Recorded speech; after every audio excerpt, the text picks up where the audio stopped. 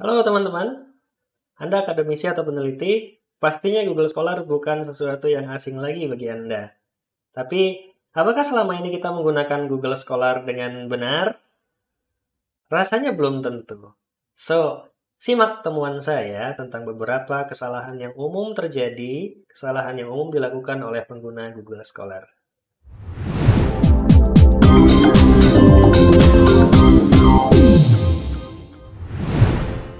Satu, belum punya akun Google Scholar.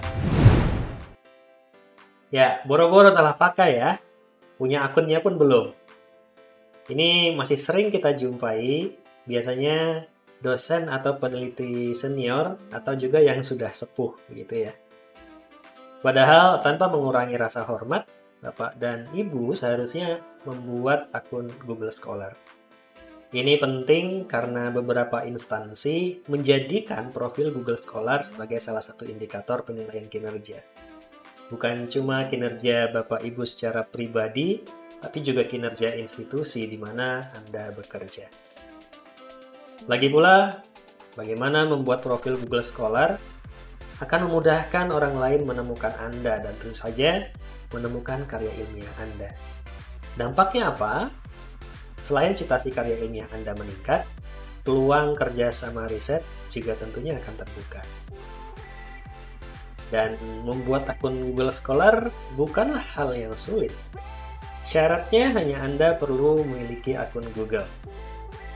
Selanjutnya, jika Anda sudah memiliki akun Google, Anda hanya perlu melakukan aktivasi profil Google Scholar saja. Bagi yang belum tahu caranya bagaimana membuat atau mengaktifkan profil Google Scholar, simak video yang sudah saya buat di atas. Atau jangan-jangan ada yang berpikiran, dulu Einstein pun nggak punya profil Google Scholar. Buat apa saya punya? Hey, kita nggak hidup di zamannya Einstein. Kadangkala, mengikuti perkembangan zaman adalah sesuatu yang perlu. So, tidak ada salahnya Bapak Ibu untuk membuat profil Google Scholar, karena sekarang profil Google Scholar ini menjadi salah satu indikator seperti yang saya sebutkan di awal tadi. 2. Mengklaim karya ilmiah orang lain. Well, ini nggak sepenuhnya kesalahan user ya. Memang Google Scholar itu canggih. Canggih banget. Sampai-sampai kita nggak perlu ngapa-ngapain, karya ilmiah sudah masuk semua ke profil kita. Canggih ya? Tapi sebenarnya nggak secanggih dan sepintar itu. Karena kadang ada saja karya orang lain yang ikut masuk ke profil kita. Ya, itu karena Google Scholar hanya membaca dari nama penulis saja. Jadi, jika ada karya ilmiah yang nama penulisnya mungkin mirip dengan nama kita, maka Google Scholar akan memasukkan karya ilmiah itu ke profil kita. Tanpa melihat afiliasinya, tanpa melihat apakah karya ilmiah itu benar-benar ditulis oleh kita. So, tips dari saya adalah sebaiknya profil kita jangan di-set otomatis memasukkan karya ilmiah baru. 3. Google Scholar sama dengan Mendeley. Ini sering banget saya temukan. Ada user yang dengan sengaja mengumpulkan banyak sekali literatur di profil Google Scholar-nya. Saya pikir dia mengira profil Google Scholar itu reference manager kali ya. Aduh, Google Scholar nggak sama dengan software reference manager. Kalau memang Anda mau mengumpulkan literatur, maka gunakanlah software reference manager. Ada yang namanya Zotero, ada Mendeley, ada OneNote, dan lain-lain. Ada yang berbayar, ada yang gratis, silahkan Anda pilih. Itu akan lebih pas untuk mengumpulkan literatur. Ya, wajar aja sih kalau profil Google Scholar Anda mentereng, jumlah citasinya bejibun. Lah wong Anda memasukkan textbook yang jelas-jelas bukan karya Anda di profil Google Scholar Anda. Oke, memang ada fitur di Google Scholar yang bisa menjadi tempat menyimpan literatur. Namanya library.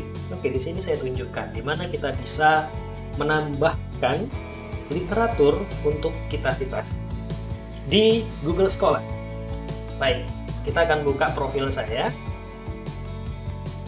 Ini profil Google Scholar saya. Yang umum tadi dilakukan oleh banyak orang adalah mengumpulkan literatur di profil Google Scholar-nya. Padahal itu salah tempat.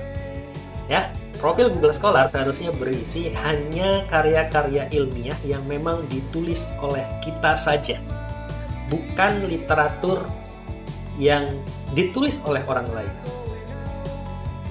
Lalu bagaimana caranya memasukkan karya orang lain sehingga kita bisa citasi di kemudian hari? Di sini kita tinggal arahkan ke 3 garis yang ada di pojok kiri atas pada halaman Google Scholar. Lalu di sini kita akan menemukan My Library. Disinilah tempatnya kita menyimpan literatur-literatur yang bisa kita citasi. Bagaimana menambahkan karya ilmiah ke dalam daftar ini? Caranya kita boleh kembali ke Home. Di sini ada mesin pencari. Tinggal kita ketikkan saja kata kuncinya. Misalnya saya masukkan di sini multispectral imaging. Lalu nanti akan muncul banyak sekali literatur. Kita pilih, kita baca. Kemudian jika ada satu literatur yang menurut kita menarik dan ingin kita simpan, maka kita tinggal klik pada icon star atau save atau bintang yang ada di bawah masing-masing artikel. Misalnya di sini saya klik pada artikel ini, Multispectral Imaging Using Compact Compounds Optic oleh Sogenji et al. Di sini misalnya saya ingin mensitasi ini, saya simpan dulu di library saya, tinggal klik bintang atau save, kita klik, maka dia akan tersimpan di library kita. Kita bisa klik library. Ini dia, ini literatur yang tadi kita simpan. Inilah cara yang benar bagaimana kita menyimpan literatur di Google Scholar. Atau cara yang terbaik menurut saya adalah menggunakan software reference manager seperti Mendeley, Zotero, atau Endo. 4. Membuat profil Google Scholar untuk jurnal. Oke, ini juga masalah yang sering kita temukan. Kadangkala jurnal, pengelola jurnal sering memanfaatkan Google Scholar untuk mengukur seberapa efektif jurnal mereka. Karena dengan membuat profil Google Scholar, mereka bisa melihat berapa banyak yang mensitasi jurnal mereka. Ini umum dilakukan oleh jurnal-jurnal yang ada di Indonesia. Padahal ini dilarang. Kenapa dilarang? Karena ada satu lembaga, yaitu Webometrics, yang mensyaratkan bahwa setiap institusi atau universitas tidak boleh memiliki profil Google Scholar untuk yang bukan individu. So, perlu digarisbawahi di sini bahwa profil Google Scholar hanya dikhususkan untuk individu saja, bukan kelompok, bukan institusi. Sehingga jurnal yang bisa kita kategorikan sebagai non-individu tidak seharusnya memiliki profil Google Scholar. Ini adalah sesuatu yang dilarang.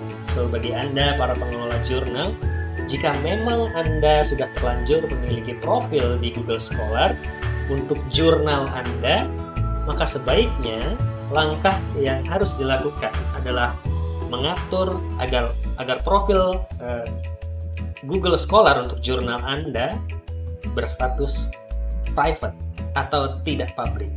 Caranya bagaimana? Caranya adalah di sini kita sudah masuk ke profil Google Scholar kita tinggal klik pada icon pensil yang ada di samping nama kita, atau kalau profil Google Scholar Bapak Ibu adalah profil jurnal, maka ada di samping nama jurnalnya. Ini tinggal diklik, lalu kemudian kita uncheck pada Make My Profile Public, lalu di save. Dengan demikian, yang bisa mengakses profil Google Scholar kita hanya kita sendiri. mesin pencari tidak bisa mengakses profil Google Scholar kita. Orang lain, orang biasa yang tidak login dengan akun kita juga tidak bisa menemukan profil Google Scholar kita. Well, Bapak Ibu sekalian, itulah tadi 4 temuan kesalahan umum yang biasa dilakukan oleh para pengguna Google Scholar. Tidak hanya di Indonesia, tapi juga ada di luar negeri. Untuk permasalahan nomor 2, 3, dan 4, ini menurut saya yang paling riskan, ini yang paling krusial, karena ini tidak hanya berpengaruh kepada diri masing-masing secara pribadi, tapi juga institusi. Bagaimana ceritanya? Anda mungkin tahu yang namanya Webometrics. Webometrics adalah sebuah lembaga perankingan universitas sedunia. Webometrics, jika kita bisa melihat di sini, Webometrics mengeluarkan daftar merah para penulis yang profilnya tampil pada Google Scholar. Seperti yang saya sebutkan sebelumnya, bahwa profil Google Scholar ini seharusnya dimiliki oleh pribadi. Nah, daftar merah ini berisi pribadi-pribadi dari setiap universitas sedunia yang menyalahi aturan penggunaan Google Scholar. Kita bisa membuka alamat ini, webometrics.info/en/redlist. Di sini kita akan mendapatkan daftar merah para pengguna Google Scholar yang dicap merah oleh Webometrics. Dampaknya bukan cuma ke pribadi masing-masing, tapi ke institusinya.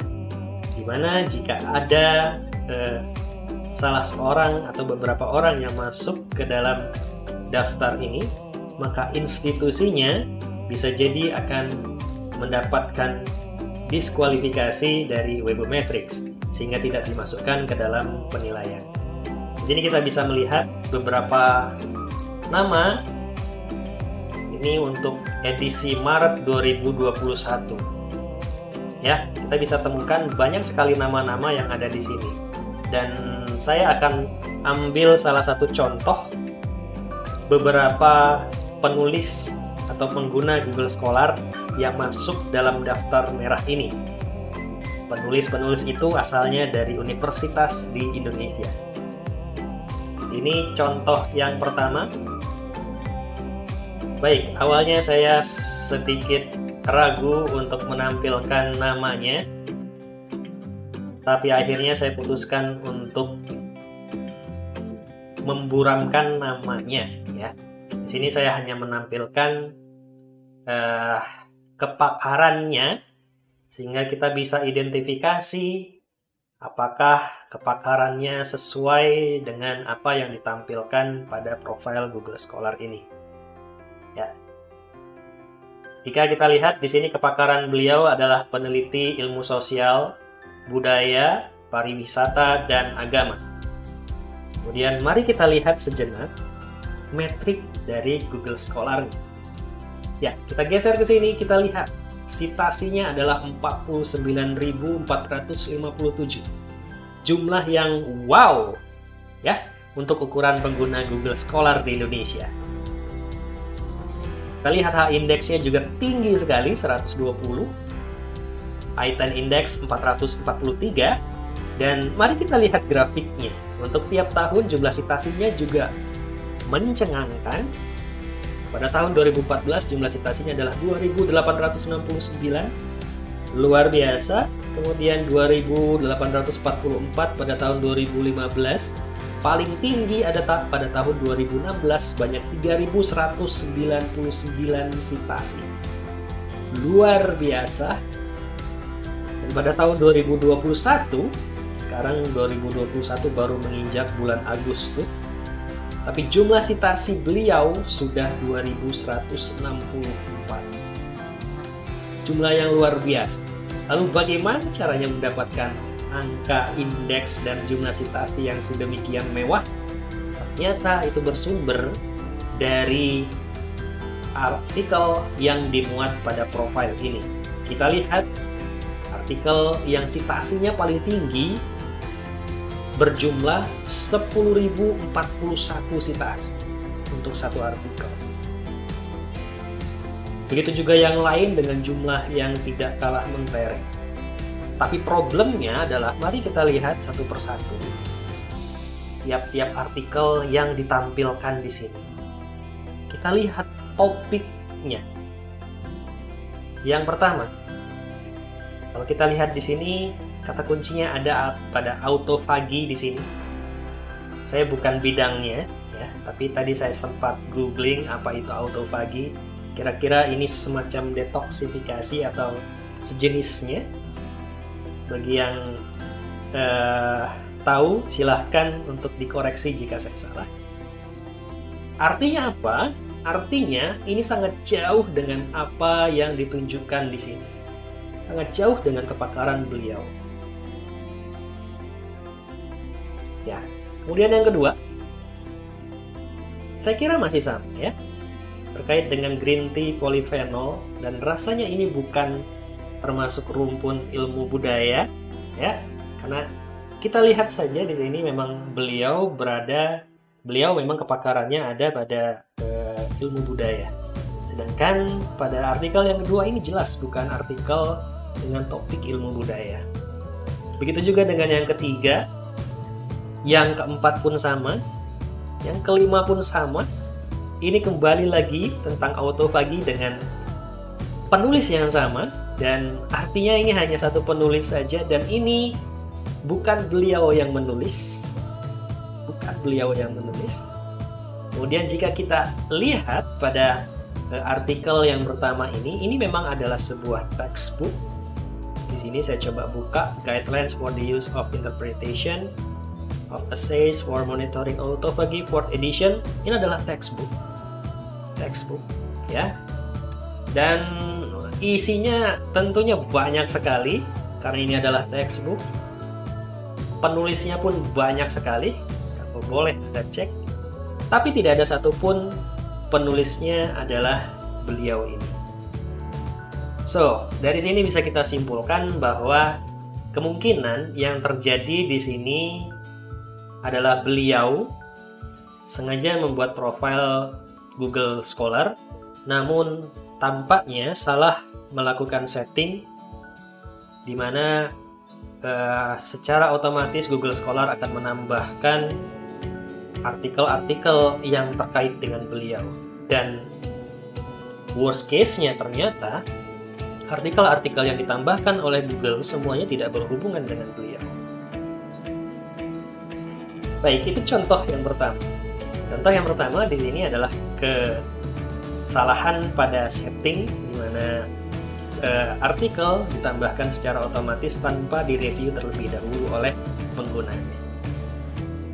Kita lihat contoh yang lain di sini, masih dari pengguna Google Scholar dari Indonesia, sebuah universitas di Indonesia. Di sini kembali saya buramkan untuk nama, foto, lalu afiliasinya. Di sini saya hanya menampilkan kepakarannya. Kepakarannya adalah pendidikan. So, mari kita lihat metriknya terlebih dahulu. Metriknya tidak kalah mentereng dengan jumlah citasi sebanyak 70.981, H-indeksnya 105, I-10 index 287. Dengan rata-rata citasi per tahun paling tinggi ada pada tahun 2018 sebanyak 5.530 citasi. Wow, luar biasa ya. So, mari kita lihat artikel-artikel yang ada pada profil Google Scholar ini. Yang pertama, sebuah artikel dengan judul School Engagement, Potential of the Concept, State of the Evidence, dengan jumlah citasi 10.219. Dipublikasikan pada tahun 2004. Penulisnya adalah, mari kita lihat, J.E. Fredericks, P.C. Blumenfeld, lalu A.H. Paris.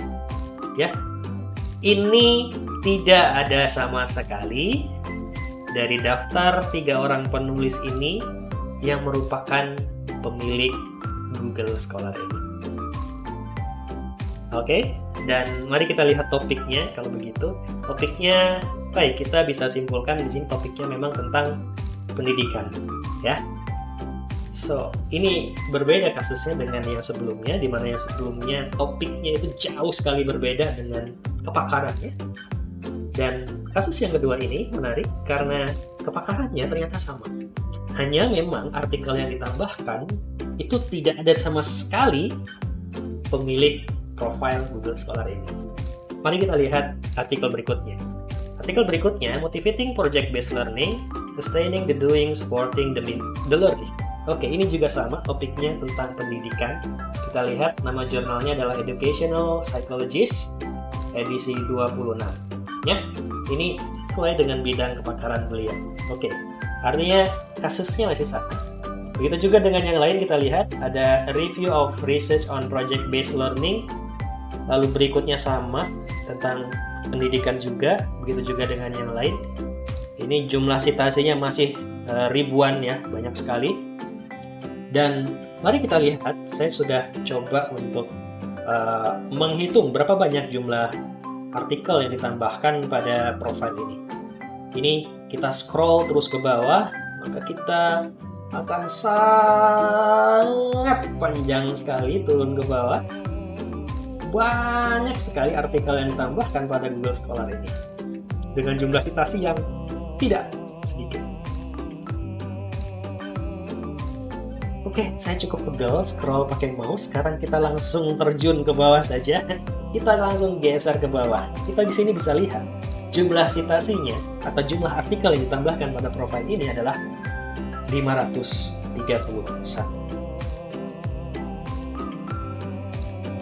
Banyak sekali jumlah artikel yang ditambahkan, dan tadi saya sudah iseng-iseng coba untuk search nama yang tertulis pada profil Google Scholar ini. Saya coba search di daftar semua artikel yang dia tampilkan dan tidak ada satupun nama beliau. So, Anda bisa menyimpulkan sendiri. Tapi di sini saya coba menduga bahwa kemungkinan besar ini seperti yang kita sebutkan, yang saya jelaskan pada kasus yang ketiga tadi, di mana salah kaprah yang terjadi menganggap bahwa Google Scholar adalah seperti Mendeley atau Zotero. Ya. Ini contoh nyata dari kesalahan yang tadi dilakukan. Begitu juga dengan contoh yang lain. Di sini kita masih punya satu nama lagi yang termasuk ke dalam red list dari Webometrics. Ini saya kira kasusnya berbeda ya dibandingkan dengan yang tadi. Ini lebih mirip kasusnya dengan yang pertama tadi ya.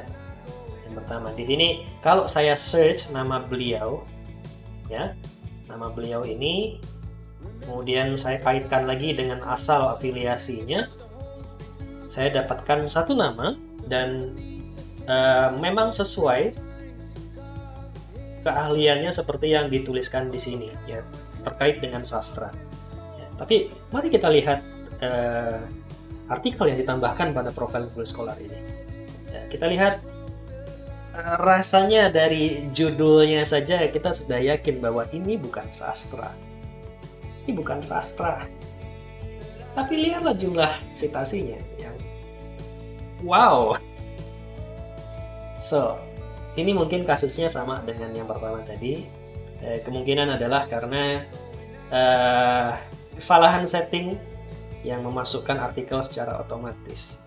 So, bagi Bapak Ibu sekalian, silahkan lihat pada profil Google Scholar masing-masing. Jika memang Bapak Ibu sudah punya, pastikan settingnya sudah benar, dan mohon dengan sangat silahkan lihat pada artikel yang tampil pada profilnya masing-masing. Apakah semua artikel yang tampil di sana adalah memang betul artikel atau karya ilmiah yang Bapak Ibu tulis? Ya, kalau memang ada artikel yang ternyata bukan Bapak Ibu tulis, barangkali sekedar nama penulisnya sama, atau tidak sengaja dimasukkan oleh Google ke dalam profil Bapak Ibu, walaupun mungkin jumlah citasinya ternyata tinggi, mohon dengan kerelaan hati Bapak Ibu untuk menghapus artikel itu dari daftar. Ya, lebih baik kita jujur, karena tentunya jika kita jujur, itu akan berpengaruh pada diri kita pribadi. Dan tidak hanya pribadi, itu juga akan berpengaruh baik terhadap institusi di mana kita bekerja. Itu saja mungkin dari saya. Mohon maaf kalau ada kesalahan dan kekurangan pada video kali ini. Kita akan jumpa kembali pada video-video berikutnya, tentunya dengan pokok bahasan yang menarik. Sampai jumpa lagi. Assalamualaikum warahmatullahi wabarakatuh.